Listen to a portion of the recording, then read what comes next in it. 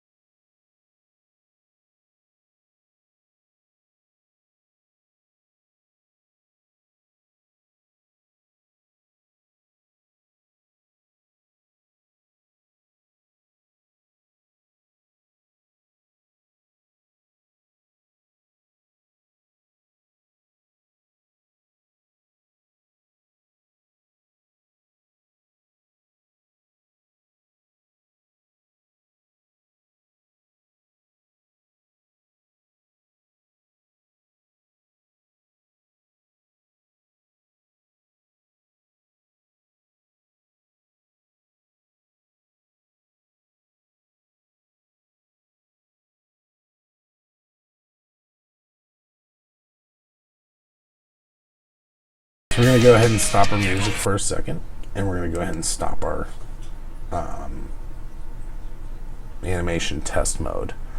And then the next one we're going to do is, now in the manual online, it shows them a different order than I'm going with. Again, I'm saving the best for last. So the next one is blink controls. Now again, this only uses the first frame of an animation. Controls LEDs are toggled on and off based on a trigger threshold. Each LED can be assigned to a different frequency and trigger threshold. For RGB LEDs, the color is set by the first frame of the animation. Okay, yeah, it is the first frame. This allows you to define custom color layouts. Basically, the colors blink on based off the volume threshold. So, for this, I'm going to change it from pulse animation to blink controls. And I'm going to use that static,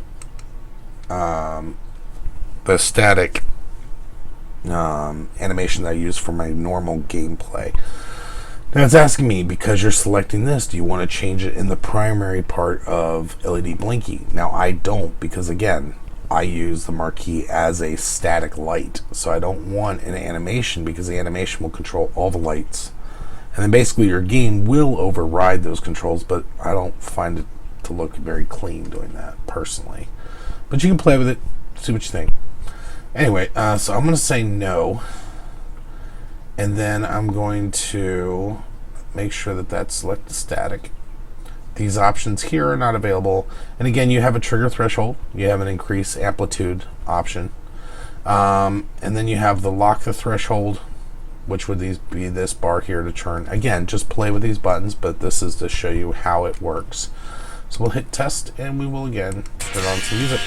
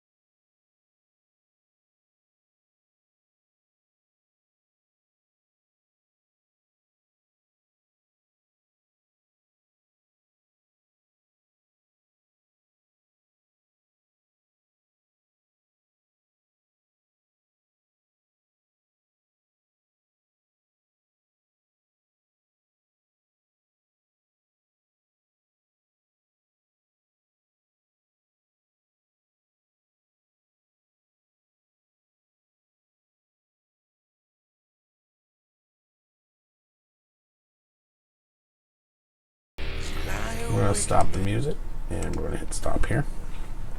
And we're going to go to Amplitude Animation. Now, this one is the one where I was trying to do the UV meters.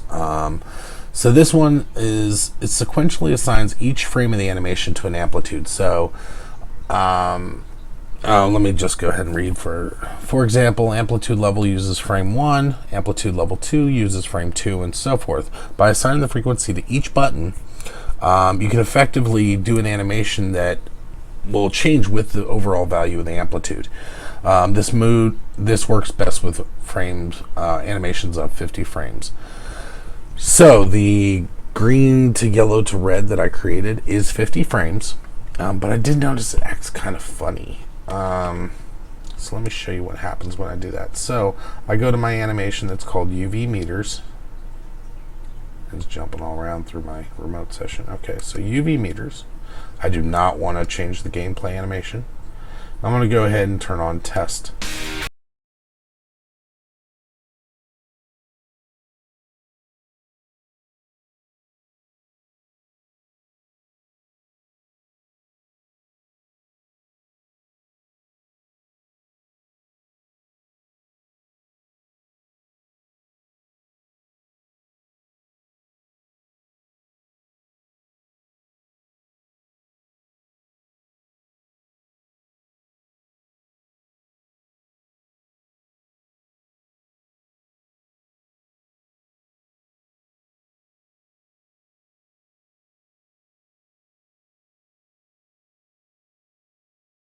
that is the the mode for the color intensity spectrum. So what this does is it looks at each LED's fading or transitions based on the frequency's amplitude. Each control can be assigned to a different frequency. For RGBs, a common range can be defined, and basically the color and brightness changes with the music getting softer or louder. Now, this is my absolute favorite.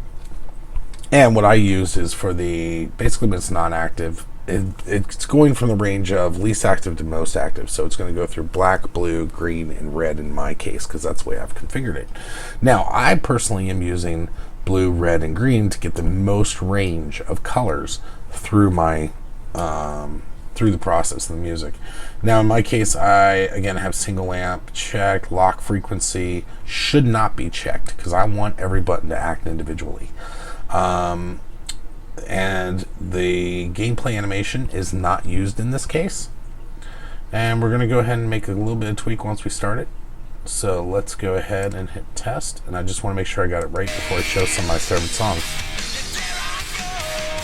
Yep, this is working exactly the way I want. So let me show you some of my favorite songs in this mode. Let's see. So check it out.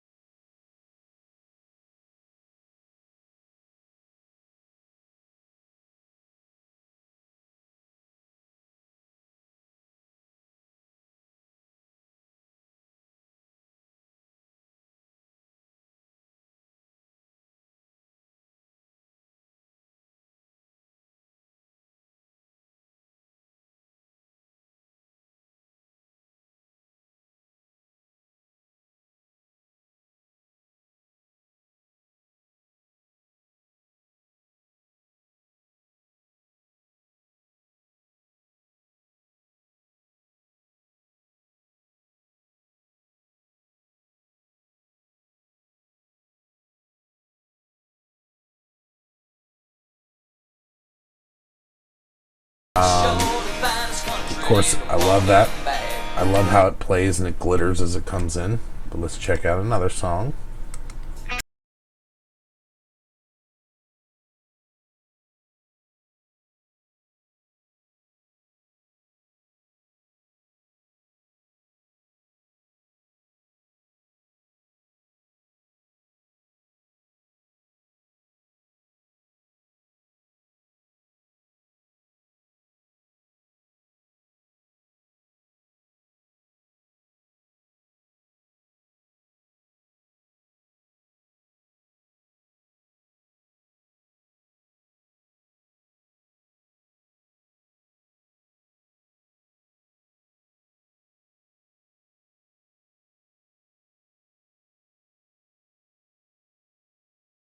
All right.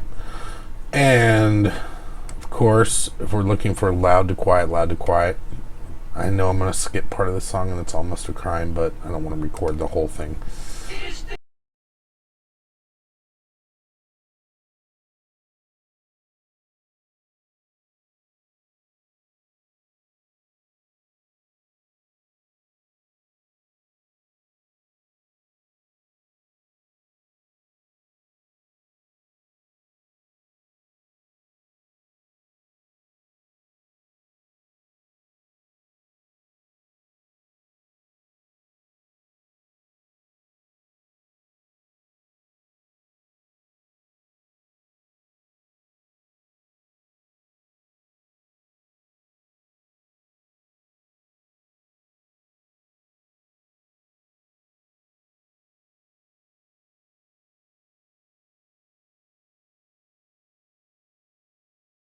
That's the first part. And of course, if you're going to do this, you got to see the other part of the song.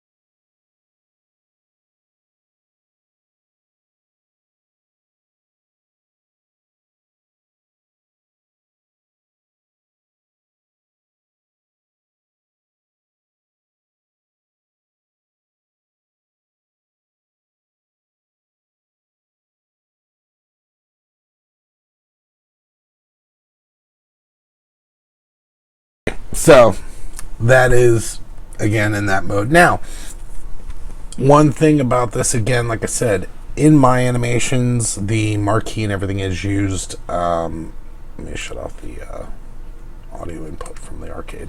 A little less fuzzy. So in mine, the marquees I'm using, the control lights I'm using, and so forth, and I wouldn't be able to leave those statically lit and not have the lights going crazy if I used them anywhere else other than my jukebox.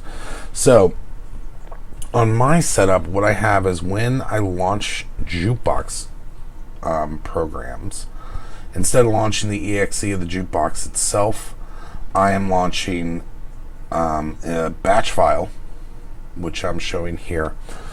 So basically, it's calling out, and the ROM name that's being passed to the jukebox is the executable for whatever jukebox software I'm using. So first thing it does is it kills the task for LEDBlinky running on the system. The reason why it's doing this is because I tried passing LEDBlinky space audio to LEDBlinky, and it would just get stuck and it wouldn't actually go into an automation mode. So basically I have it kill the task, wait a second, launch the LEDBlinky with the audio option, and then the next %1 is to launch whatever the original intended audio was supposed to be. And that seems to work really well for me, and once I quit out, it automatically goes back into normal LEDBlinky functionality. So let's go ahead and close this, and again, you can see my animation files are still what they originally were. Nope, don't want to save those. Don't want to save that. And I am going to launch my arcade.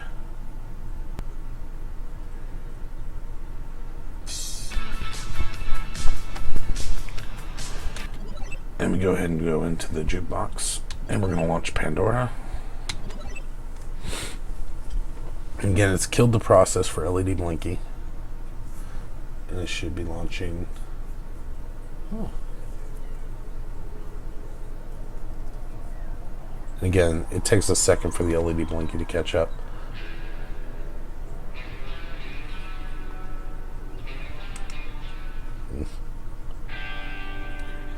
Oh, good song. So one other thing to make sure you're doing is make sure that your system's microphone is set to be what you hear, or Realtek calls it, what does Realtek call it? The stereo mix option. Make sure that those options are enabled, or else you're going to be listening to your microphone. It'll only flash when you talk. Make sure it's listening to what is being outputted by the computer.